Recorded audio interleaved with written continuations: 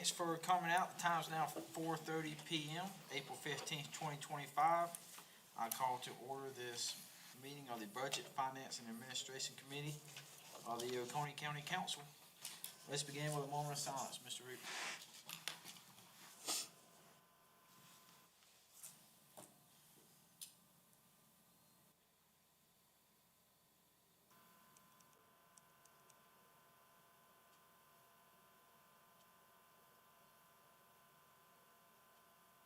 Mr. Root, would you pray for us? Yes, sir. Pray with me if you'd like to. Dearest Father, thank you for this day that you've given us, that you've gifted to us. Help us to be appreciative of that and to use the most, or to make the most of our opportunities that you've also given us, like today, this meeting to plan out the budget. Please give council wisdom and insight, staff to help, and just let this be your meeting, guided by your principles. In your name I pray. Miss Megan Kitterman, would you lead us in the pledge? I pledge allegiance to the flag of the United States of America and to the republic for which it stands, one nation, under God, indivisible, with liberty and justice for all.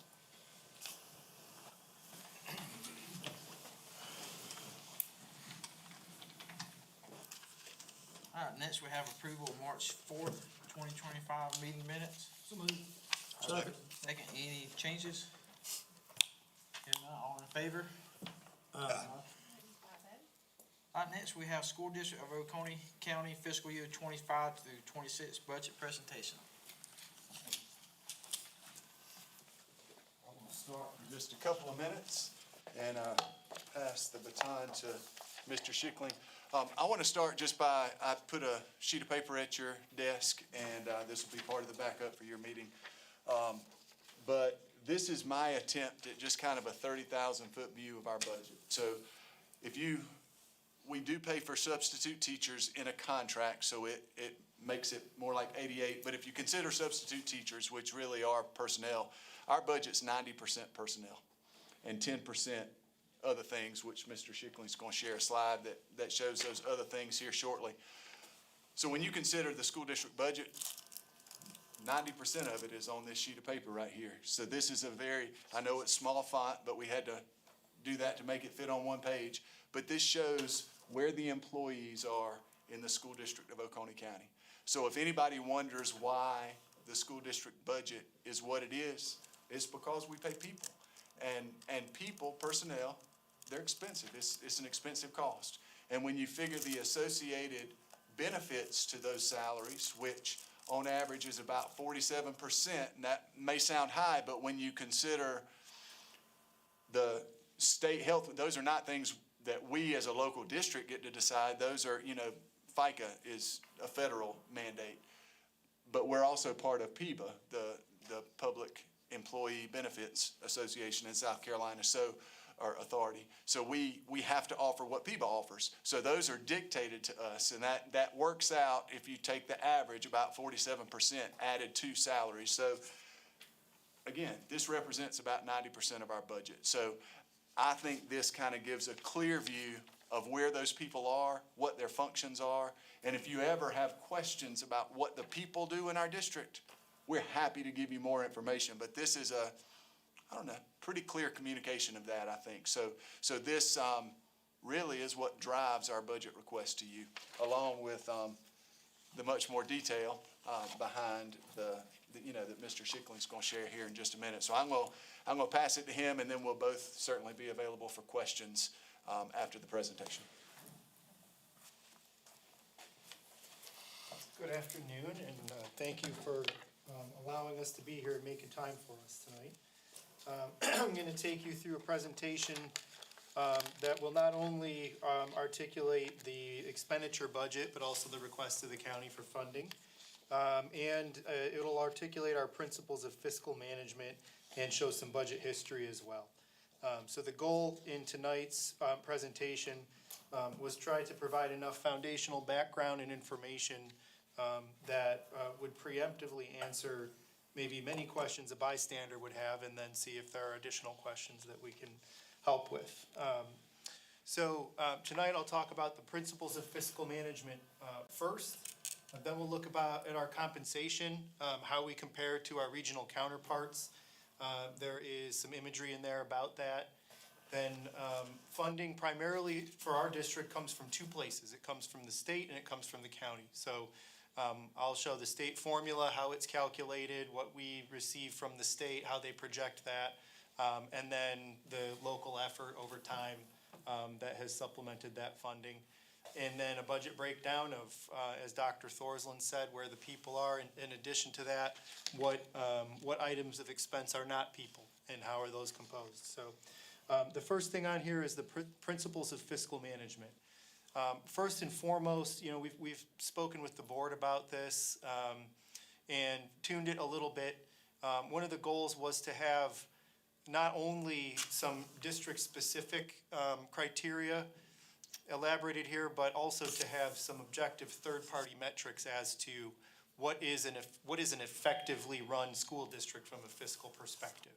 So is there an assessment of that made that is not by our administration or board, but a third party?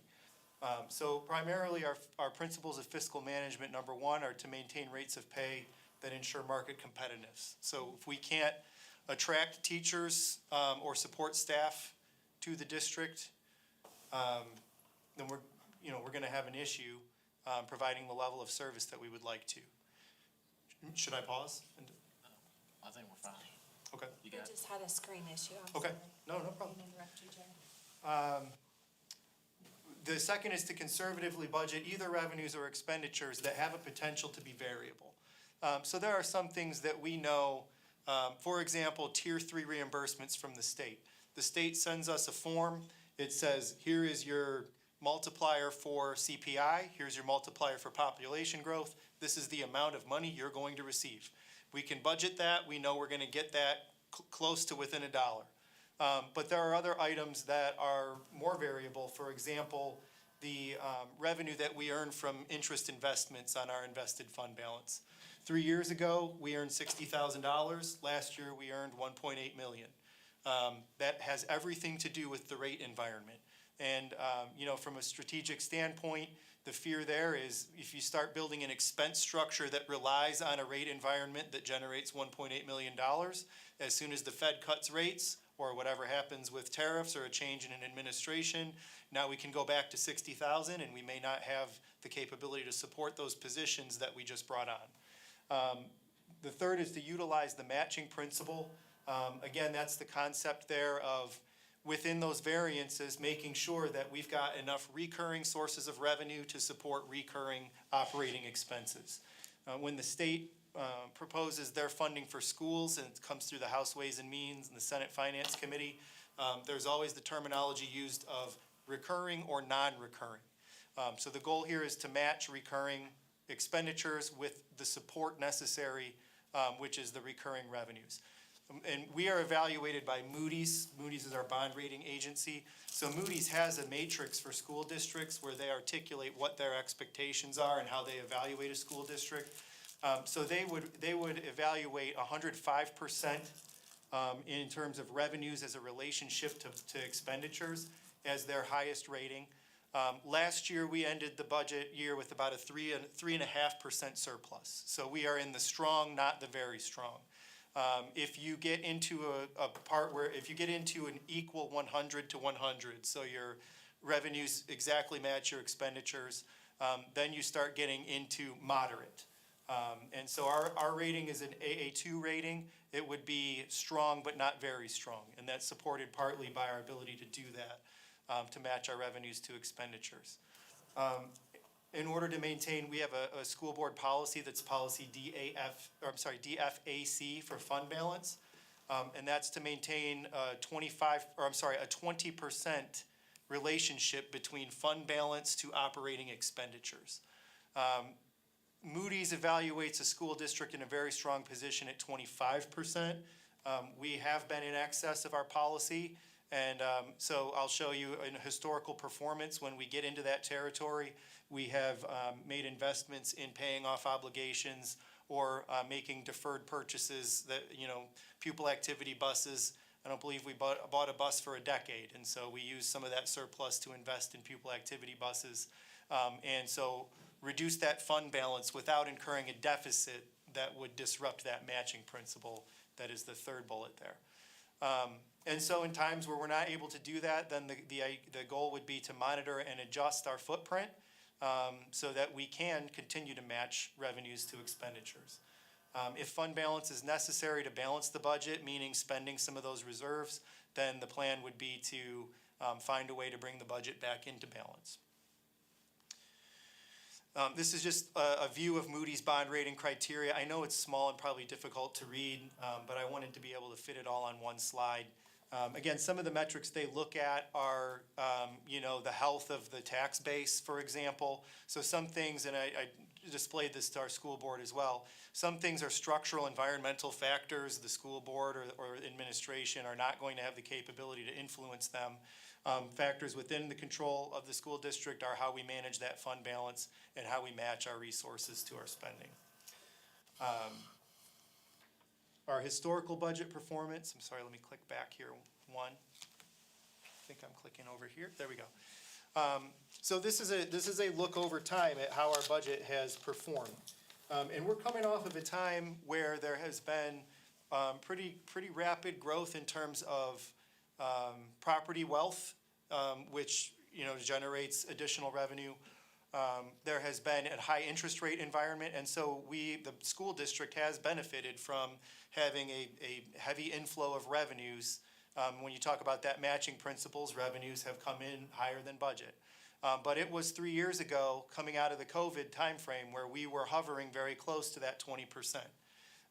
And so as the state brings down mandates, the budget grows, and I'll show you the growth over time of teacher salaries, benefit costs, things like that. As the budget grows, so does the 20% of the budget that we would need to reserve in fund balance. So, last year the budget, it grew quite a bit, and so in order to maintain fund balance relative to that, we would need a surplus of $2 million to break even on where our fund balance stands against the budget. So there was 3 years ago, there was a assessment with Duke Energy that was resolved and led to additional revenue that had been in escrow, is the way I understand it. But the school district received $2 million additional revenue beyond that year's collections for taxes due to that issue. And each year we have had a surplus of tax collections. Recently, we've had a surplus of investment earnings, although that hasn't always been the case. So in each of those years, you can see from 21-22 into 22-23, there was at the end of 23, there was that planned investment of additional funds. So we ended the year with just enough really to carry forward to pay down the board's pledge to the YMCA to help with their Phase 2 capital project. And so we went from a 29% to a 25%. Last year was a year, again, we started to capture two sources of revenue that we hadn't. We increased the budget for that interest earnings that I was speaking to. We also began to take a transfer of indirect cost from our cafeteria fund. So several years ago, we were in a circumstance where the cafeteria fund may not have brought in the revenue to support the programs. Cafeteria funds are an enterprise fund. They're supposed to be self-supporting. So when you run a school cafeteria, the amount of money you bring in from sales and or federal support should support the program completely. If it doesn't, you need to supplement that with your general operating budget. So several years back, we were doing that. We had a transfer to the cafeteria fund. Through COVID, free feeding revenues have increased because the federal government has begun higher reimbursements and reimbursements for a greater quantity of meals. So we began to accumulate a balance in that fund. With indirect cost rates, we're able to capture some of that revenue. So we're in a position for the first time to be able to do that last year, which again led to some of that positive variance on revenue. Again, the risk in doing that is if we ever return to an operating environment where that surplus balance is not there, then we would have to reduce that line item of revenue. So all said and done, for the current operating year that has not yet finished, our initial budget appropriated fund balance. And you can see the last time we did that was 22-23. We budgeted higher expenditures than our revenue could support by $460,000. For the current year, we budgeted greater expenditures than revenues to the tune of $825,000, or about 0.7% of budget. So now I'll get into employee compensation. You know, the first item on that principles of fiscal management was to maintain competitive salaries to the best of our ability. So I'll go over some different categories. The first is going to be building administrators, two categories, the principal and the assistant principal. Well, we did some research a couple years back and compressed those. We had quite a wide range. We found that when we were bringing people in, we were struggling to attract assistant principals because they may make less than a teacher does, depending on where they come into the scale and the longevity of the career for that teacher. So the star in each one of these charts represents where Oconee is, and then the counterparts would be the AOP region, 5 Anderson School District, and Pickens. So from a principal compensation standpoint, we have a fairly competitive starting rate. And then we're a little bit below the average, or second to lowest, maybe third to lowest on the maximum side of the scale. For assistant principals, you see something similar, competitive for an entry point, near the bottom for an exit point. And again, some of the strategy there is with recruitment and development in mind. So we want to get people into the assistant principalship, make that attractive, get the best candidates we can. But then the hope is that they grow their skills and then they ascend to a principalship. And so you're not seeing a high end point for the assistant principal.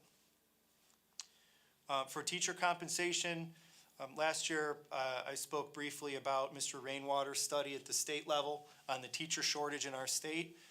Governor McMaster's made comments to the effect that that's improving and that the efforts to raise salaries is a contributory factor to that.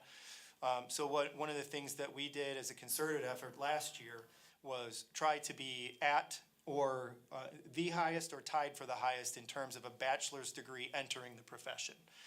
Part of the rationale there, when I show you our distribution of staff or our average teacher age, years of experience, we are greater than the state average in terms of the longevity of our staff. And so what that means is at some point, folks are going to reach the end of their career. We have contracted retirees before and are making an effort to reduce our dependency on contracting retirees. So the goal there is bring in some folks with an attractive salary at the beginning of the scale. In the other components of the scale, you can see that we are just about at the average. And that's with regards to bachelor's or master's. So not the lowest, but certainly not the highest. So, again, large budget growth last year. State mandates were in some cases $5,000 per teacher. And our counterparts were right along with us in terms of us not really closing a ton of ground there despite our efforts. For classified positions, for a teacher's aide, again, right in the midpoint there, both at the beginning and end point of the career. For a custodian, we were having difficulty filling those positions and retaining talent. So for many of the classified positions, we practiced some compression on our scale. When we looked at surrounding districts, we were competitive at the top of the scale, but we were not at the bottom of the scale. And again, roughly 50% of our classified staff are at year 27 or 28, which are our top steps. So at some point, those folks are going to go on into their retirement, and we need to be able to replace them. So what we did is we began to compress the scale by adding incrementally larger increases to the bottom steps, and then standard cost of living to the upper steps. So maintain the competitiveness at the top, but try to move that star up a little bit higher at the bottom. Bus driver, again, is a struggle. Bus driver is a position where, in particular, that job title has gotten a larger percent salary increase than any other position in the district for 3 consecutive years. And still, we're struggling to keep up. And then bookkeeper, database clerk also encompasses some of our clerical positions within our buildings.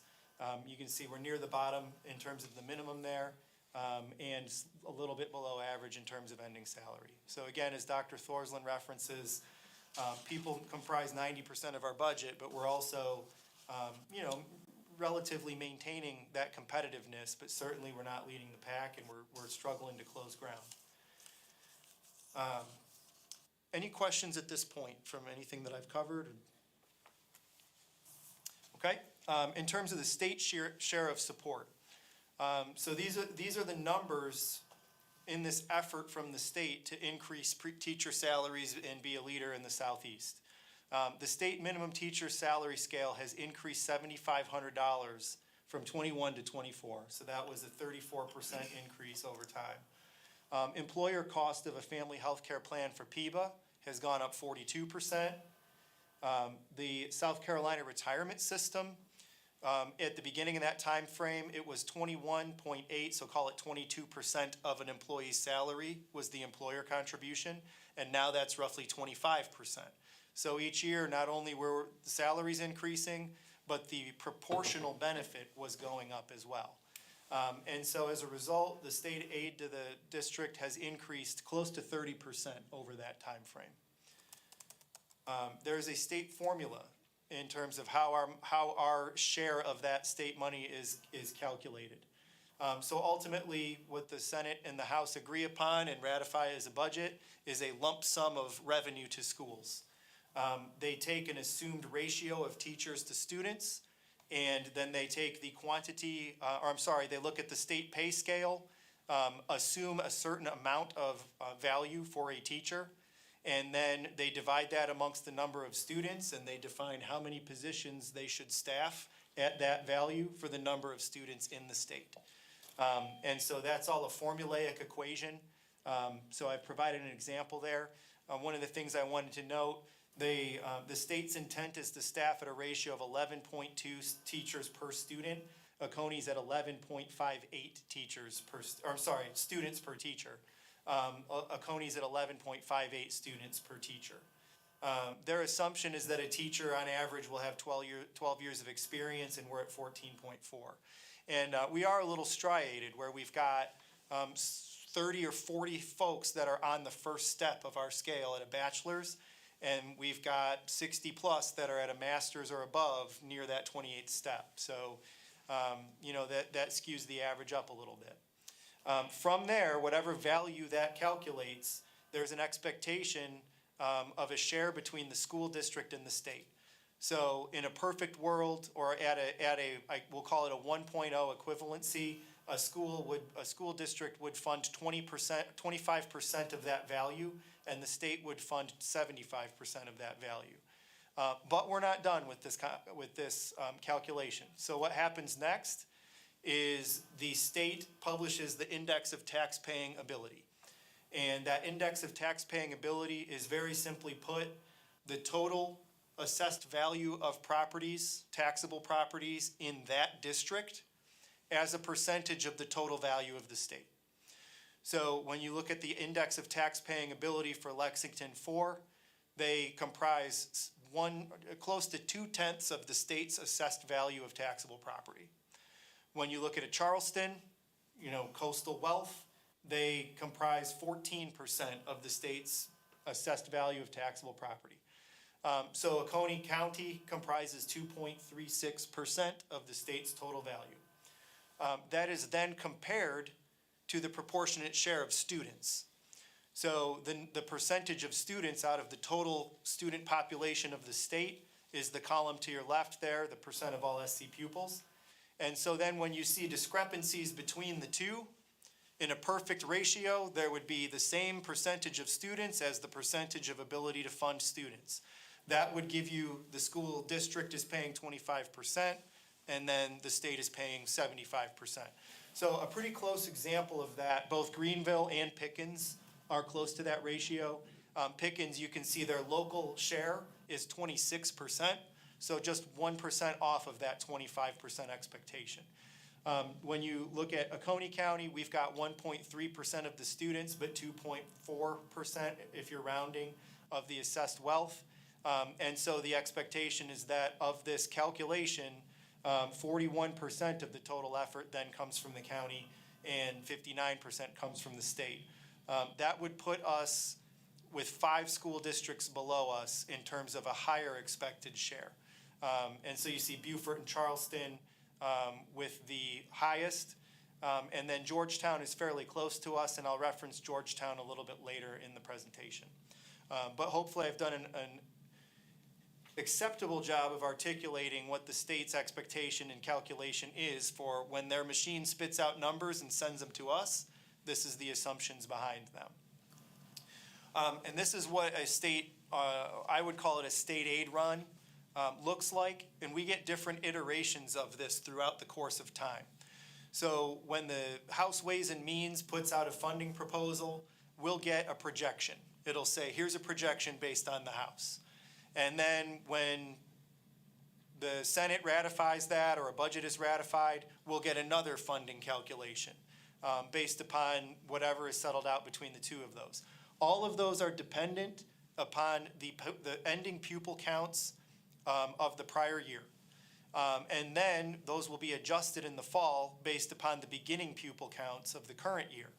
And then once again for the following year's ending pupil counts. So the moral of the story there is we've seen a phenomenon for 3 consecutive years where what the state's projections are based upon their assumed pupil counts does not match our pupil counts at the end of the year. Whether that is because we have students that are moving out or going to homeschool, or whether that means there are other districts in the state that are adding pupils faster than we are, our proportionate share changes over time. What that has meant for us is that between the initial projection we built our budget on last year and the current projection, we are down $600,000 of state support. The year before that, it was over $1 million between what the state forecasted and what we received in final aid. So these are the line items. You can see the initial, the fall report is there on the top line. And then the bottom line is, as of the last time the state reran the numbers, what we would stand to receive. So between the initial publication and what we would currently stand to receive, that's a reduction of about $600,000. This is the Ways and Means Committee projection. This came out about 2 weeks ago. And you can see the bottom 3 lines there are state aid to classrooms in the general fund, state aid to classrooms under the Education Improvement Act, and a line item to support employee health care premiums. So the growth between those 3 line items is roughly 1.4 million. And 1.4 million is the state's calculation of 59% of what it takes to give the raises the state is saying we need to give. I also would note this formula in the entire calculation is based on teachers in the classroom. You don't see a calculation done for custodial staff, bus drivers, things of that nature. There is a line item for bus driver support. It funds roughly 40 to 50% of the cost of a driver's salary. So that's not included in here because that one is not released until the school year has started. So, again, 23 to 24, the reduction was nearly 1.3 million. This year, the reduction is 600,000. And the reason this is highlighted is because of that fiscal principle of budget conservatively when your revenues have a potential to be variable. So if the state published that budget projection every year and we could enter that number and every single year we got that amount of money, we would budget exactly that number. Based upon this phenomenon, we have budgeted a slightly lower number to the tune of about 300,000. So trying to mitigate that risk about halfway there from what our experience has been. In terms of the local share, the district is tied with Pickens County right now is the 2nd lowest operations rate in the state. As of last year, we were the lowest, but actually it's Georgetown, I'm sorry, not Georgetown. Horry has dropped their millage rate below us. And I'll show kind of what their local phenomenon looks like in a later slide. The county's local tax support to the district has increased over that time period by 11%. And the impact on the operation rate for millage due to the growth of value has decreased 4.7%. So these are the 5 lowest districts in the state, only taking into account operations millage. So capital millage is not a component of this, but operations millage is. And so you can see I also included the local share expectation from the state based upon their index of tax paying ability. So Pickens, our counterpart locally, and again, I don't have the capability to derive exactly what their school millage, the value of a school mill is. So I'm using what is published as their county mill. My understanding would be that they're roughly equivocal, although there are items that are not included in the school mill, value of a school mill that might be in the county. So again, I'll give that caveat. I know it's not a perfect comparison. But Pickens and the school district of Oconee County, in terms of approximate value, appear very similar. Pickens County has maintained a flat effective tax rate for a number of years. And the expectation of their support to their district's about 25–26%, perfectly matched to index of tax paying ability versus pupil counts. You can see Horry has reduced their millage rate for this year. They are less than us, but higher than Pickens in terms of expected local effort. The difference there is the growth of their mill is rendering another $500,000 per mill. And so with growth of that nature, they found that they were able to reduce the mill rate. When you look at a roughly equivalent value from a tax generation standpoint, as well as someone similar to us in terms of local effort, Georgetown is probably the closest approximation. You can see they raised their mill 6 points last year, in that year where we saw massive increases to teacher salary scales, another increase in pension obligations, and an 11% increase in healthcare costs. I would also point out, the history of requests to the county from the school district and then the resulting millage rate. So in that fiscal year between 22 to 23, the request was 1.8 million, led to a 4-point reduction in millage. The next year, the request was 2.3 million, led to a 3-point reduction in millage. And then last year was a very large request, close to 6 million, which is a 12% increase, and that led to an increase of 1.4 mils. So this year's request, and I'll get into it as we talk about the expenditure side of the budget, is going to be 3.5, which is hopefully in that sweet spot between the area where there was a reduction and the area where there was growth. Can I jump in just to point out too, this is only millage. This does not take into account sales tax. So Horry is the one school district that has a lower school tax rate than us, but they also have a penny sales tax in Horry that generates over a 15-year period billions of dollars for them. So if you really threw that into the mix, I would argue our tax rate is the lowest in the state among school districts.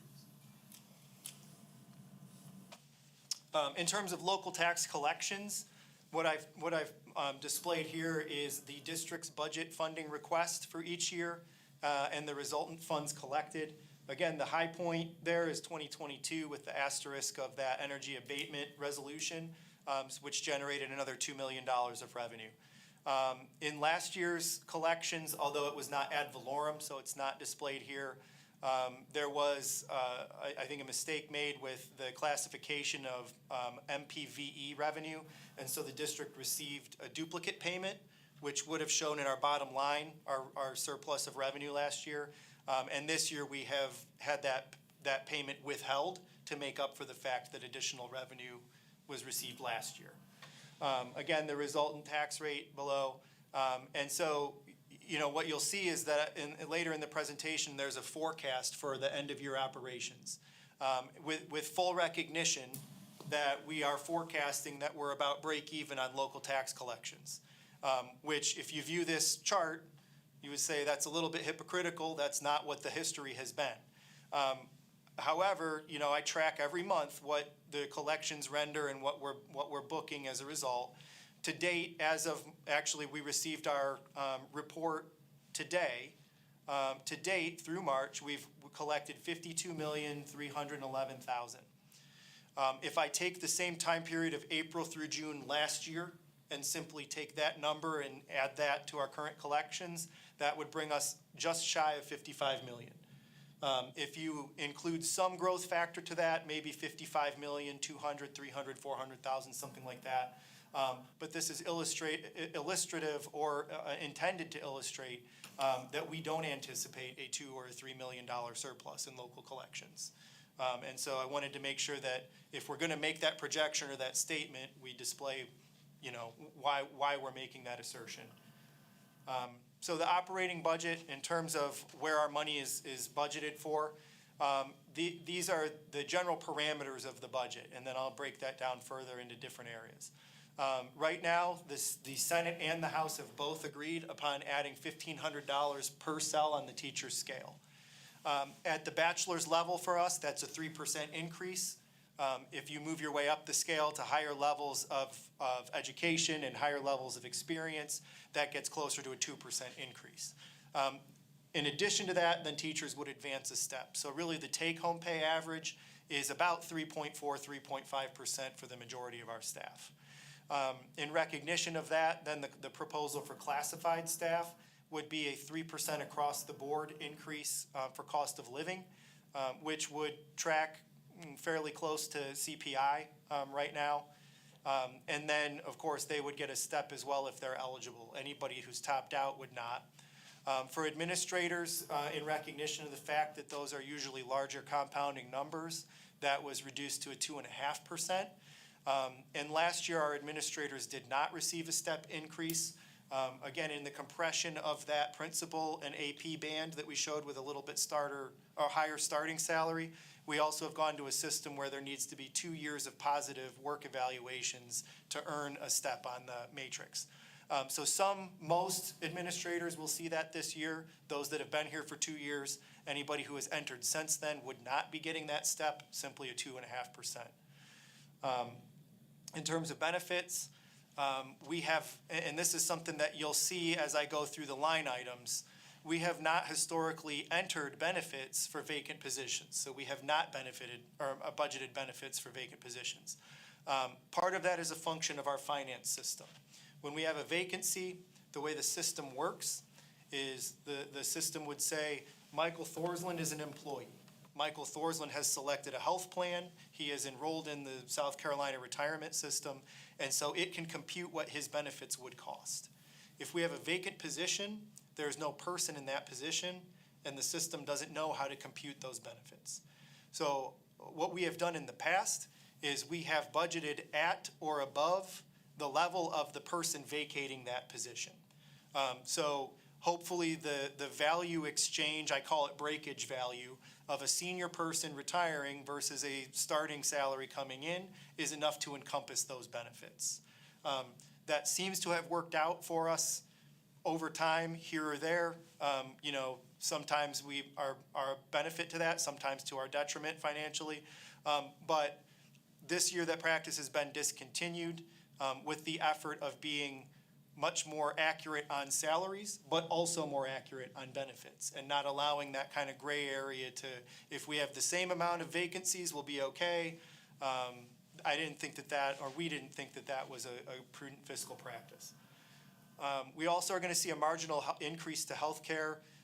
The state is not increasing the rates themselves, but because we are now budgeting healthcare for vacant positions, you'll see that as well as a change. And the state has 4 different levels of plan: a family, a spouse, or employee and spouse, employee and children, no spouse, and then a single. And those increased at different rates last year. So in some instances, we were on budget for some, below, on others, higher for others. So we've made those adjustments now that the rates are known. And if they're not going to change, we feel comfortable about that. There's also the SCRS and FICA rates remain the same. So this is the first year in 4 years that we're not seeing an increasing obligation on the employer for the retirement system. So as Dr. Thorsland alluded to, that's 88.1% of our budget. Again, at one point we made the decision to outsource the scheduling of substitutes to Kelly Services. We went through not a formal, but we did solicit RFPs and made a decision based upon that to award that to Kelly Services. And the rough sum of that is about $2.3 million. So if that was moved to salaries and we were directly paying those employees, that would put us at that 90% mark. That has gone up recently because of the 6-week paid family health leave. I didn't want to say maternity because it is a maternity and or paternity leave. But again, another state mandate that didn't have funding associated with it. So several years ago, that value might have been 1.7, 1.8 million, but it is increasing as more leave entitlements are passed as legislation. About $2 million of that is building and pupil activity allocations. The way we do that is we have a formula that is based on the quantity of pupils in a building. And, the elementary schools don't incur as much supply cost or have less pupil activity than do the high schools or middles. So there's an incremental value that at different grade spans, we calculate that based on the number of students. Software includes not only our enterprise systems, in the new Centegix badges we've got, the panic alarm badges, any of our online monitoring for making sure students are not engaged in inappropriate content, to assessment and curriculum. Some of those are administrative platforms and some of them are student-facing instructional softwares. That's close to $2 million. And again, you'll see in the contractuals in certain areas, these are some systems that were implemented during COVID. The ESSER funds have now expired, but our students are using them, our teachers are relying on them. We're seeing benefits from doing that item analysis and publishing our scores and being able to break them down. And so the decision has been made to continue them based upon their utility to the district. Repair and maintenance of district facilities, about $3 million. We have 18 to 20 buildings, depending on if you quantify the operations center. And that accounts to $500 to $600 million of infrastructure. So there's a lot of effort there to maintain it. And capital is great for making major improvements, but fixing leaky pipes and cleaning carpet stains costs money too. As far as the SROs go, we're thankful that we've got a relationship with the county. Every year I see proposals at the state level to fund more SROs to make sure there's one in every school. We have one in every school. The county provides many of them. We fund 10, and so the cost to do that is about $1 million. So you think salary and benefits of a law enforcement officer, roughly $94,000 per officer. Student health contracts, this is one that's increased a little bit recently due to our difficulty in finding and retaining folks that deal with students that have profound disabilities and or speech, which is a very specific credential, difficult to obtain, and not a lot of areas around here that credential folks for it. So we find difficulty in attracting and keeping speech providers. So what we've done is we've had to resort to contracting those services, even sometimes in an online fashion. So again, we're continuing to budget and recruit for those positions, but in areas where we can't, we have the budget available to contract for them as well. And the last one is insurance. As I referenced, we've got a lot of property, we've got a lot of employees. So workers' comp is close to $700,000 by itself. And then we've got property casualty, we've got, any number of buildings and infrastructure that we're insuring. And pupil activity and accident insurance is in there as well. It's an industry standard. We know that if we don't provide it, we're going to be criticized for that as our counterparts do. So, all in all, that's about $16.5 million. That is the non-personnel component. As we look at the expenditure budget, I'll go through instruction first. The state has a articulated coding structure that all school districts use for where expenditures need to be recorded. So, and one phenomenon we'll see is I'll make reference to us moving positions between them. So as of 3 years ago, the state funded each one of these functions with a separate line item of state aid. So they would say, here's your kindergarten money, here's your primary money, here's your elementary money. 3 years back, that was rolled up into one lump sum of money. And so districts no longer had the regulatory requirement of demonstrating they were spending a certain amount of it on kindergarten, primary, or elementary. So what that might mean is for us, you might have, let's say, an elementary art teacher. In order for us to comply with the funding reporting requirements, we would take their $50,000 salary and we would put $10,000 in kindergarten, $20,000 in primary, $20,000 in elementary. and then we would have to budget fractions of that person, which made a lot more detail and a lot more effort in terms of budgeting. So what we have done recently is we have consolidated all of those. So we're using primary as our elementary schools. Elementary really means middle school, high schools, and so on. And now we're getting part of our ability to budget benefits more accurately and salaries without having to go to the high end of them is because we are budgeting more accurately to who the people are, because we're counting them as one person and not three fractions of a person. All of these positions are staffed by a ratio of the number of students to a teacher. So, you know, the state assumes this is gonna be 11.2.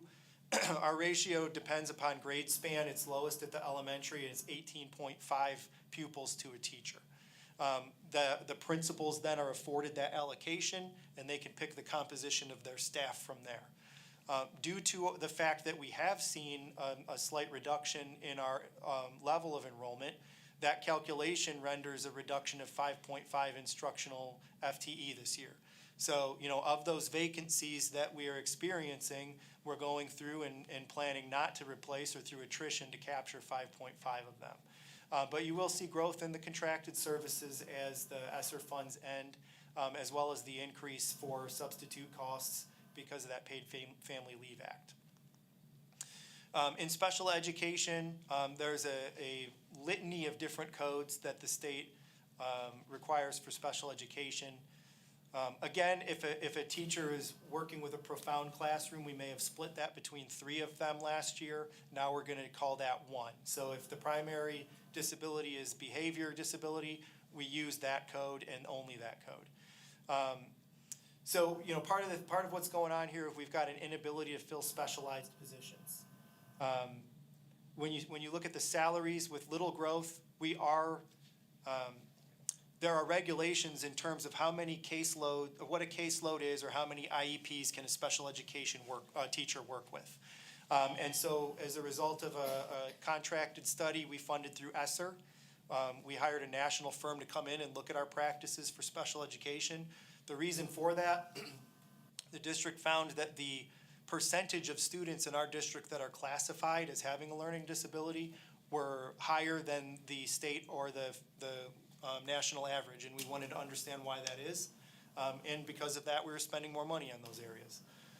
And so we got some recommendations from that firm. They made some suggestions on changing administrative responsibilities. They also made some recommendations on centralizing some responsibilities and coming up with some standard operating procedures for different areas where they felt like there was some need for them. The result of that is that 4th bullet point. We are staffing more stringently to the maximum caseload for IEP support than we have in the past. And as a result, we can, through attrition, capture 4 FTE in terms of special education staff. So the theme here is, you know, while we recognize, I think, that the budget growth over time has been substantial, there's also an effort to be efficient and make sure we're maximizing spending and making sure that there's value to the services rendered where we can. But because of that, you see that the salaries are relatively untouched, but the benefits are growing quite a bit. Again, the phenomenon there, now that we're budgeting benefits for vacant positions, we tend to have the most vacant positions here in special education. They're very demanding jobs, they're hard to be credentialed for, so we have a hard time retaining them. And in the past, we would have left those vacancies without benefits associated with them, but we also would have budgeted a very high salary to make up for that. So now we are kind of balancing that playing field. Other instructional functions here are homebound services for students, full-day kindergarten. The state code for multilingual we had not been using because there was not a specific aid associated with it. We decided to move some staff there this year. So we moved their salaries in the working budget, but we had not yet transferred their benefits. So you'll see there's a discrepancy there on the benefit line because of that. We're now budgeting those full positions out of there. And the state CERDAP grant is a restricted state fund, separate from federal funding, separate from our state aid to classrooms, that is specifically for that 4K program, the First Steps, if you've seen the moniker First Steps. That due to the increase in teacher pay, the state's funding for that program could not contain 3 of our teachers this year. So every year, it's a balancing act where, and we have this phenomenon with federal grants too. So we've got special education grant called IDEA, Individuals with Disabilities Education Act. And then we have federal title programs. Title I accounts for 25 positions maybe of direct-to-student instruction. That's federal funding mechanisms. Those are full reimbursement-based grants. So it's $3.3 million for title, $2.9 million for IDEA. We have to have the fund balance to outlay those employee costs until we can claim and begin our reimbursement process through the state. This year, our IDEA budget, I think, was approved in November. Title budget, similar guideline, similar timeframe, maybe Christmas time. So we went through 2 quarters of operations before we can start claiming the funds to pay those folks. We have to have that outlay up front. Similar with CERDAP, we found that the grant for CERDAP could not contain 3 of our 4K teachers this year. And so in anticipation of that potentially happening next year, they have remained in the general fund where we've had to transfer them mid-year. So again, that illustrates that mid-year variability where it's not perfect. We don't know exactly what we can adhere to or expect from either the expense or the revenue side in the operation of the school budget. That comprises all the instructional functions, and now getting into support functions. Anything, you noticed every one of those codes started with a 1. A 1 is a instructional function. A 2 is a support function in the state's eyes. And so our support of instruction, these are folks that are assisting teachers, supervising teachers, or working with students, depending on the job function. This is our attendants, our counselors, our school health providers, nurses, psychological evaluations for special education, school library. We also included in there our design of curriculum and supervision of special programs and building administration. One thing we did benefit from the last 2 years is a federal grant called the Stronger Connections Grant. That funded an attendance clerk position. Their job was to support the buildings with truancy, chronic absenteeism, try to find a way to build connections to get students back into school. And we're hoping that we can continue that position because we've got 16 principals that I think would say we've derived great value from that. And that funding stream will be ending. We've got counselors, nurses, libraries are staffed on a per building basis. So again, the form that Dr. Thorsland put together with our staffing allocation, you'll see general ratios as to if it's an elementary, depending on its size, it's got a nurse and a particular level of counseling support and library support. And that changes based upon what size of building we've got. Other than that, in terms of contracts and supplies, there's nothing terribly descript happening there. And then governance, finance, and personnel, this really is the school board superintendent, fiscal services, and personnel. This area of our budget contains our general liability. So we have property and casualty under facilities. General liability is here, and then workers' comp actually is wherever the people are. So workers' comp is part of the charges in instruction if it's for teachers. If it's support staff, it's part of the support staff component of budget. So the only ones that are budgeted centrally really are general liability, which falls in here, and that's the increase you're seeing in that other objects.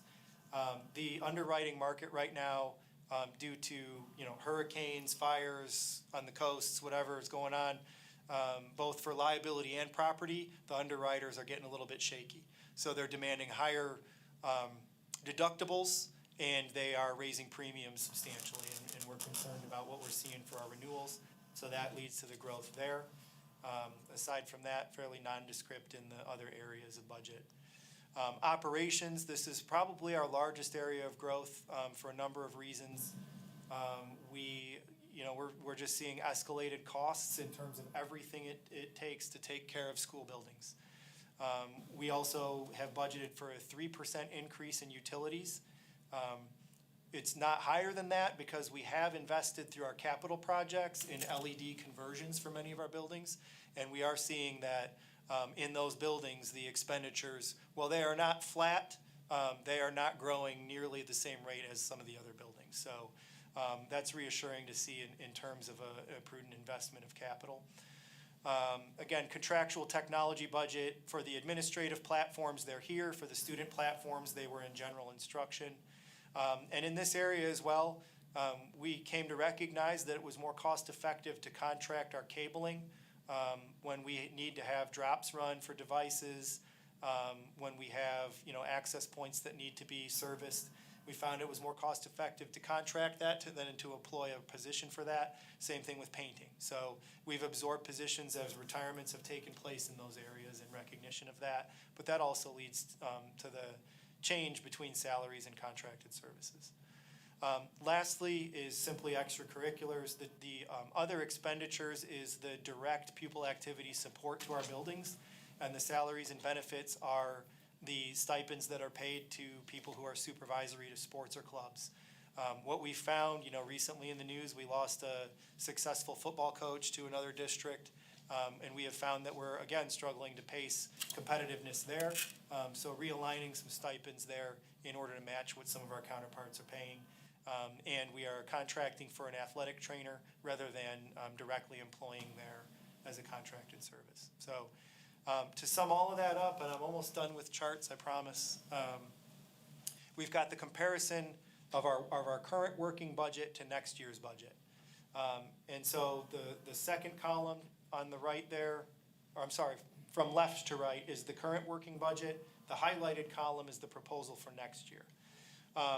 The last column is where we are currently projecting to end up for this year's budget on any of those items. And so currently, as we're looking at, and I call it encumbrances, our system says, okay, this teacher is scheduled to make $58,000, and to date we've paid them $45,000. It's encumbered the other $13,000, so it's locked up. We know we're going to pay it. So when I take our current spending plus our encumbrances, we have about $2 million of headroom on salaries. However, we're very close on employee benefits. And again, that's that phenomenon of budgeting to the high end of the person vacating a seat, but not budgeting their benefits. And so what you'll see is that there's more growth to benefits, but less growth to salaries as that's being corrected. For contracted services, year over year, again, software and insurances are, software is going to be the driver of that, as well as the substitute costs for supplies and materials, predominantly utilities, and the necessities of taking care of our buildings. So personnel costs are broken down below for each of those columns. Current year personnel costs were budgeted at $118,000. We believe we're going to spend $116,000 of that. You're never perfect. Seats change, people vacate. So we do the best we can budgeting for the worst case and hoping for the best case. And then in terms of non-personnel costs, about $16.5 million as the proposal for next year. And usually we spend all of, if not more than, some of our supply and contractual budgets when it comes to maintenance and things of that nature. So the projected variance to budget for the current year would be about 1.6% of our budget unspent, which again, when we talk about the parameters of matching revenues to expenditures, what Moody's likes to see is between 102 to 105% on the revenue side. So that's our headroom on budget. And then on the revenue side, we're anticipating about, and again, I say about, it's not a perfect forecast, but about a 1% positive variance on revenue. So the difference at the end of the year would really be on the lower end of our surpluses for the past few years. I think we knew that coming in, budgeting a deficit to begin with. But again, in order for us to break even on our policy for fund balance, we would require about a 2%, about a $2 million surplus. And the request to the county council is one that we believe not only maintains every one of those elements of our fiscal practices, but allows us to present a balanced budget. So the request would be about half of what we asked for last year in terms of percentage basis. Last year was 12%. This year would be 6.4%, which is an increase of 3.5 million. You know, again, between that range of what we've asked for in past years of between 2 to 2.4, and then the prior year of 6. So very, very long-winded, but I know that in the past, maybe the level of detail that made comfortable decision-making a reality was not provided, so the goal this year was to allow as much information as we possibly could. And I'm happy to answer any questions that there may be at the culmination of that presentation. Number one, great presentation. Thank you. I heard rumors that Title I funds are going away. Is that true? And if it is, what impact does that have? Remains to be seen. You know, we don't know. At one point, it sounded as though there was gonna be a freeze on all funding. Then that turned, and I follow both the School Boards Association, we have an ASBO, Association of Business Officials, and then even national publications for that. That turned into you'll get your title and your block grants, if you will, because those are outlaid 2 years in advance. We're really spending 2023 year money now. But food service in particular, you might see a disruption of funding. We haven't experienced that. Some districts do have a practice of double budgeting, so they will budget a position both in their general fund and in a federal fund to insulate themselves from that. We don't do that. So if we were to lose that funding, we likely would have to make those reductions. Everything that I have read or heard to this point is that even if there is legislative success in dissolving the Department of Education, those funding streams would end up the responsibility of other departments. So I don't have a crystal ball. I don't think we're at high risk for that, but anything could happen. And I would say, you know, districts that have that practice, you know, I've operated in different environments doing this type of work. And it's my personal belief that we have a pretty tight budget. I would use that terminology. I know some of our counterparts, I watch their audit committees and I look at their audits, and they're transferring millions, if not tens of millions of dollars out of their general fund of surplus to their capital each year. We don't do that. When we have surplus, we invest it what we believe is wisely, but we don't operate with the types of surpluses where we feel like we also need to transfer it to different places to mask where it is. Thank you, Mr. Elliott. So your fund balance policy is what, greater than 20%? 20% is a minimum, yes, sir. And your current fund balance is 27%, 20, 27.6? yeah, we would anticipate we'll end the year around 27%. And then you mentioned, you know, you collected local taxes, 2.8 million this past collection year over, I guess, budgeted. What was your state increase from the state revenue, do you know? From state revenue, I would have to look at the actuals for budget. Well, let me turn to my notes. As far as what was projected, it was actually lower. Yeah, it still was a year-over-year increase of what we received, but it was substantially lower than what we budgeted based upon the state's projection. I'd have to try to go into a little bit more of my detail there. So I just wrote it down, so so Moody's excellence greater than 25%, you're at 27.6, which is good. And I wrote down that since 2021, you collected 13 million more than you anticipated just in local revenue. I don't know how that balances out with state. But last year, to cover your budget, included a 1.4 mil tax increase. And now it ended up not being a tax increase because we didn't feel like it would be fair to pass that tax increase on to the public after we did all of our readings. And there was no mention of a tax increase. So we absorbed that by transferring that 1.4 of our mills to y'all to save the burden of a tax increase. But if y'all are at 27.6% fund balance, I have a desire to get that 1.4 mills back. I mean, we got roads to pave, and that's important to the citizens too. I know y'all want to grow a fund balance, but that's my general feeling and consensus. Sure. May I make comment to that? Yes. So I would say, I don't believe that there's a strategic goal to increase fund balance.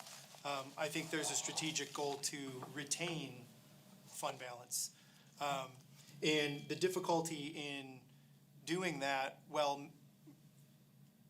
adhering to that matching principle is really the struggle. Because if you are going to, I make an allusion to a family budget, right? We've got a savings account, we've got our paycheck, we've got our mortgage and our car payment. And so if we find that our incoming sources of revenue, meaning our job and our paycheck, are not growing at the same rate as inflation is growing our grocery bill, we've got a problem, because our savings account is gonna run out if we use our savings account to buy our groceries. So that's the concept between that matching principle, and that's why we budget for a modest surplus. So the idea would not be to grow fund balance, it would be to maintain fund balance. But the fear is that if we budget a deficit routinely, when you get to the point that you are using fund balance to fund your operations, the reductions that you have to make to the services to the community are drastic. Because not only do you have to close that gap, but then you have to start building your fund balance back. So I would classify it as an attempt to maintain. But I understand that's a burden to a taxpayer. I mean, I think you've done an excellent job at maintaining. I mean, you're at 27.6%. I mean, so from my point of view, the tax increase with the millers we transferred last year wasn't necessarily needed. And as my perspective, I would like to get that millage back. So I guess my only comment would be, yes, 1.4 mils increase Yeah. from 1 year to the next. If you go 3 years, 4 years back, it's gone from 115 point something, 0.67, down to 108. Over time, when we emphasize the 1.4 increase from 1 year to the next, I do think it's pertinent to look at a 5-year history, and there's been a decent reduction in the school district budget. And I would argue that the value of a mill, generally, we should be able to operate with the increase in the value of a mill. But if you reduce mills over time, then we're not keeping up with inflation, because the value of a mill should generally match inflation. I mean, within reason. So anyway, getting it back to me and causing us to spend into the fund balance, I agree we can do it. And maybe that gets our fund balance down to, more of a 25% instead of 27%. But then what do we do next year when we have to come over and ask for an increase? But now, not just the inflation part of the increase, but we've also got to make up that expenditure into the fund balance that we're budgeting for this year. I think that would be poor fiscal practice myself, but. Well, and I would contend that, if you look at the operating environment of all of our counterparts, with the exception of a district that has $500,000 of growth per mill, there's no one else that's going down. And I understand that can be taken out of context. I haven't looked at every single district in the state. I've looked at those that are similar to us in terms of where their millage currently is. But again, I would focus on the principles of fiscal management. So, I think from our board and from my standpoint, certainly there's a recognition that the county council needs to approve whatever our funding is. That has to come with the good graces of the county council. But also that those principles of fiscal management are how the district are going to operate. So the principles would be to budget for a modest annual surplus, and if there is some sort of reduction of fund balance that is necessary to fund operations, then we have to look at a way to reduce the cost of operations, because that's not a structurally sustainable way to operate a budget. So it could be done for a year, but it can't be done in a long-term sustained fashion. I think that would be the concern. Yeah, I just look at it as the 1.4 mils last year wasn't necessary based on collections from the previous year. And it's not like he was hovering around a 20% fund balance, I mean, we could grow it to 30%, whatever, but eventually responsible management is to not keep growing a fund balance to push that money back. And I do see that it's been, consistently reduced, and I appreciate that effort. And that's the problem too, is you can reduce it by 5 mils this year, raise it by 1 mil next year, and everybody says tax increase, right? Sir? But, so I realize that too, but just going forward and kind of where we are, because I know the citizens would like to have that 1.4 mil for roads. I mean, that's one number one things we hear, other issues versus a greater than 25% fund balance for the school district. But when you say it wasn't really needed, if you refer back to collections this year, the projections we have for collections this year are gonna show us actually collecting less than what was budgeted. So I would argue that 1.4 was needed. It's still not likely to raise the amount that we budgeted.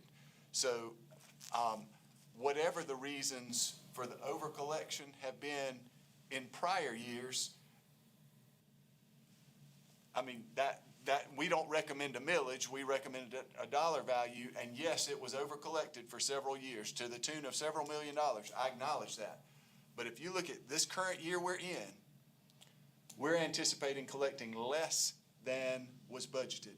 So to say we should take that 1.4 mils back, that means we're gonna next year collect $1.5 million less than what we're collecting this year, which is already less than what was budgeted, correct?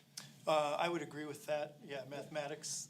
And I would just say, the charge from the school board and with their support was to bring a balanced budget, and to bring whatever the value was that allowed us to have a balanced budget with the parameters of what we're trying to achieve. And so that's what this request represents. Anybody else have questions?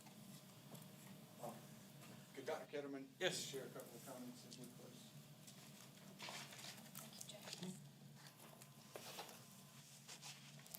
Chairman, Council, I appreciate your time this evening. I know this was a long and in-depth presentation, and I also appreciate your continued oversight of how our county tax dollars are spent. As you can tell, this budget was prepared with discipline, restraint, and a lot of results in mind. So we have trimmed administrative costs, we've controlled our benefits spending, we've cut positions through attrition where justified, and we've also held tight to that fund balance policy, just as you've heard. But yet, we're not done. I personally audited our classroom supply budgets, and I've asked our board to put a policy on the table to cap our administrative costs, ensuring that our tax dollars stay in our classroom. I'd like to leave you with one request tonight. Come see what your dollars are paying for. Step inside our schools, not for a tour, but for an inspection. Check our class sizes, walk our welding labs, sit with our teachers, and visit with our students. We are raising the next generation to work here, raise families here, and pay into the same tax base that we're managing today. We are all have a fiscal responsibility, and we are all stewards of public trust and accountable to our taxpayers. And that is exactly how this budget was developed and presented to you tonight. So with that in mind, again, I thank you for your time, and I look forward to working with you in the future for the betterment of our schools and our community. Thank you. Ms. Ketterman? Does anybody have any questions for Ms. Ketterman? Mr. Chair, yeah, in light of that, I know there was a request sent forth, for us to have a meeting together before this meeting, to where we sat down with the school board and went over these things in depth, and that was turned down. And I would like to know why and whose decision it was not to have a meeting with the full council. Sure. So in light of just operating as a small group, chair and vice chair, I thought it would be beneficial just to sit down in a small group so that we could have these discussions, talk about what the needs are, what the difficulties are, what the challenges are in a small group setting. Sit down and we can actually pull together documents and any kind of sheets that you guys needed, we could talk about in a small setting. But I also know that if we go into a meeting with quorum, it's public, and not that we're obviously very, very transparent in all of our spending, but sometimes getting down to the nitty gritty, that's why we have to do things in small group, because we have to work, we have to get down into business. And so, I offered the time with Ms. Holder and myself, for Chairman Durham and Mr. Mize to sit down, and it was presented to me that no, we're not doing anything with you guys other than with quorum. So I felt like that was a very unfair request, considering I just wanted to sit down and have a decent conversation. So, thank you. You're not vice chair, so you weren't invited. Any other questions? All right, hearing none, we're gonna move forward. We're kind of out of time. Would y'all like to schedule a special budget meeting?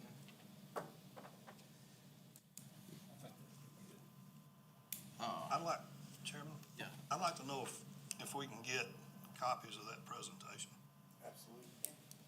Very good presentation, very well put. Thank you. Very well prepared.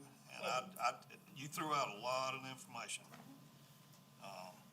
But I'd like to have a little more time to look it over, line by line. And I do have one request. And I don't know if it's a line item or what you have to do it. But I've had a request. We've got state champion wrestlers at West Oak. And they need some equipment. They need wrestling mats. It's a safety issue. And we're looking at $30,000 to provide them with wrestling mats. They'll last for 10 years. And whatever we need to do, we need to make sure that they get that equipment. I know the football teams get the best of equipment, the baseball teams, the bands, everybody. I want to see the wrestling team get their mats. So kind of go back, so we don't end on a negative note. So the whole meeting thing, y'all's budget's complex, you have multiple revenue streams. And you do a great presentation, and like he said, you gotta digest it. It's a lot of information to digest in an hour and a half meeting or less. And the original request was for us to have a quorum, we're fine with a quorum in an open meeting, so we can go slower and be more interactive and ask questions, because it took us an hour and a half just to get through a presentation that we don't digest. And our peer is more than me, is more than mine. We all represent unique districts, and we all have those questions, and just to be collaborative. And it's not upon me and Don to sit down and come to have us a quorum meeting and try to explain it. In the future, I mean, we're done late in this budget cycle. I'd really love in the future to have a collaborative meeting so we can flesh out the questions in more detail, more conversation. We can have public quorum meetings where we sit around a table and it's still a public meeting, but talk through things.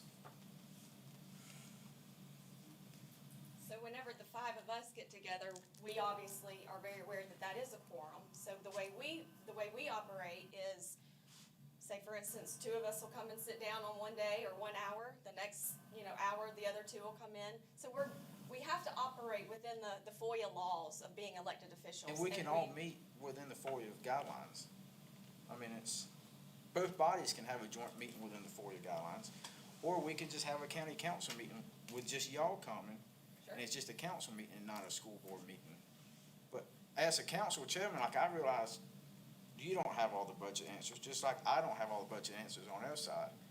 It's these guys who are the experts. But we have questions. It really, last year, the biggest road was the 1.4 mills. We all thought it would live within the value of the mill. It didn't, and I reached out to the school board, former chairwoman, and I said, can y'all just discuss this, because it's gonna be a tax increase? And it was just shut down. There was no willingness to discuss it. And we was able to sacrifice a millage because we didn't feel like it was fair to go through 3 public readings and a public hearing, and nobody came up and spoke, but nobody also had on their radar that was gonna be a tax increase. And you may say 1.4 mils is not much. Well, on a vehicle or car, people who's barely getting by, that may be they don't fill their prescription medicine that month. So we felt like we took effort on our part to not pass that burden on. And we wanted more clarification this year to make sure that, hey, if your request what's gonna be, we don't necessarily want to have to shut it down if it's a tax increase, but the public needs to be aware of that ahead of time. So the public hearings and the readings and the constituents can reach out in approval or disapproval. Well, Chairman, I certainly appreciate that, but you and I are chairs together in this seat, and I felt like it was a great opportunity to sit down and build that rapport and talk about these decisions together. Your council voted you in as chair because they trust you. My council did the same thing. So we are elected to those higher offices within our body for those reasons. And so that was simply just me trying to reach out and build a rapport with this council. My last request would be not so much focus on the 1.4 year to year, but the reduction of 5.7 over 4 years. I think that's real, because, I mean, we can talk about the difference in a prescription from 1 year to the next. We could talk about being able to buy 5 more over the last 4 years, though. So, if we want to keep a consistent mill value for the school district, that's great, we'll live within those means. But if everything's just hunky-dory, as long as it goes down, it can't keep going down forever. It can't. So if it goes down over 3 years, and then it goes back up 20% of the way from where it was, we can't look at it like the sky's falling because it went back up 1.4 after it had gone down more than 7. And I So don't, I I guess don't that's what I'm disagree saying. with that. You know, overall, it's like I said, if we cut mills 5 mills and we raise it 1, well, it's a tax increase, but they're over average. But my thing is, we went through all the public readings with there being no notification to the public that it would be a 1.4 mil increase. That's why we took the action we did, because we didn't feel it was fair to the people we represent to approve the mill as long after we approved y'all's ordinance and everything else, and there was no mention of it. There was no opportunity at that time for the public to Right. interject. And I guess I don't know how other states do it. I've always wondered in South Carolina why budgets are passed and dollar values are passed, and then millage is set 3 months later. And it would be nice to have the value of a mill as budgets are being planned, so we don't go down, down, down, up, and now it's a problem, down, you know, it would be nice to have that information now. If we could just know the value of a mill, hey, we could make sure there's never a mill increase unless there was a significant change that we know. I don't wanna speak out of turn, I mean, I do have experience in a different environment. In that environment, the tax levy is what's established, and that's a value, and then the rate that is necessary to collect that exact amount of money based upon final assessments is the rate. And so there is no variance to budget on collections. Collections are exactly whatever the levy was, because the resultant rate was that. In that environment, in my position, I was always very hesitant to say, we believe this is what the rate will be. No, this is how much money it takes to operate.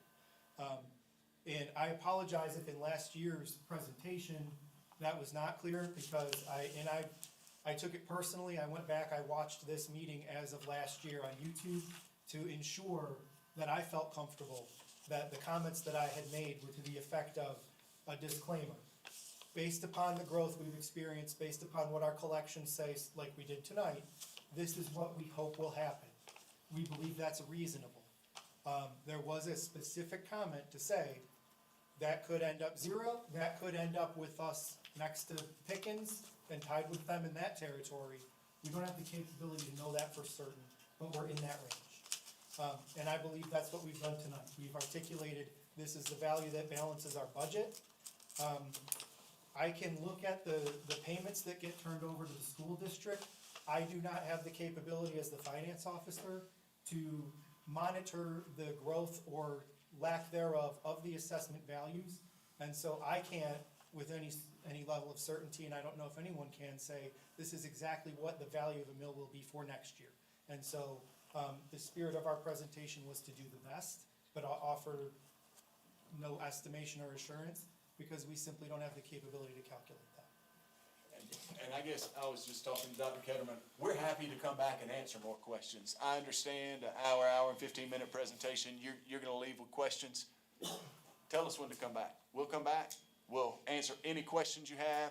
You can email those to us, and we'll give you printed answers. We'll come back and answer face-to-face. we're not trying to get by with a hour presentation and say, okay, our job's done, now y'all just fully fund us. Hey, we're happy to answer questions. And we'd love to come back even this budget year. We just need to add it to the calendar and we'll be happy to come back and answer any questions you have. We're gonna have to schedule a special meeting. Sure. And we'll get y'all come back for that. No problem. Happy to do it. So Mark, it's- when's the earliest that could be? And while she's looking that up, I got one other Vice question. Chair, I believe in maintaining consistency, we could have a special called budget meeting on April 22nd, which would be next Tuesday. And the next Tuesday would be Tuesday, April 29th. We could have a special called budget meeting there as well. Can we do that during daytime hours? Can y'all support daytime hours? Can you? We'll make it a priority. Mr. Schickling and I will be here, whenever you ask us to be here. If it's on daytime hour, make sure it's Wednesday or Thursday. 29th. Back on the 22nd. 29th. I know you work Tuesdays. Can you do 29th in the daytime? What day is it? Is it Tuesday? Or Um, early afternoon? Yeah, I'll make it work. 29th. Tentatively scheduled for Tuesday, April 29th. Is there a specified time? You said, yeah, 29. 29. What time do y'all, works for y'all? 4 o'clock, Can we do a little bit earlier? Can you do earlier? 3. 3:30? We do 3:30? 3:30 PM? 3:30 PM? We'll email y'all tomorrow once we get a complete confirmation. Okay. Thank And you. if you have questions ahead of time that you could send us so we can be prepared with your specific questions, we're happy to do it that way, but we can just come and answer questions face to face as well. Now, I just got a quick question. Has this budget got a correction factor in it for whatever may happen with these tariffs? For you? It does not. So y'all have to prepare a budget. I know how you having to prepare a budget when the General Assembly ain't even told you what their budget is. That's right, that's why I referenced that. It's hard the way South Carolina does it, that we're asking you for a certain amount of money, not knowing what the state's finally gonna add. It makes it difficult, but it's the system we have to operate in, so it's kind of the way we have to do it. So are we fine ending this meeting and your presentation to that? Do you Yes, need to sir. say- If I could do just one thing. Yes. Mr. Chairman, please. I'm gonna hand the budget committee budget books. If we're gonna do a collection of questions, I'm gonna do my best to overwhelm you. Just kidding. I am kidding. We can also make these available via email. I don't mind putting them in backup right now. I know we didn't discuss it. But if we're gonna regroup, it'd be nice for everybody to have the information. I still find up to speak in a second late. Yes. Mr. Boyd, We're thank in you the so budget much. meeting, Jason, in a We're second. still in the prior meeting. We haven't started. That would be the only thing I request. I've emailed you all a PowerPoint earlier for review. We can go over that on the April 29th meeting as well. Okay. So we good now? Motion to adjourn? Make a motion. Second? All in favor?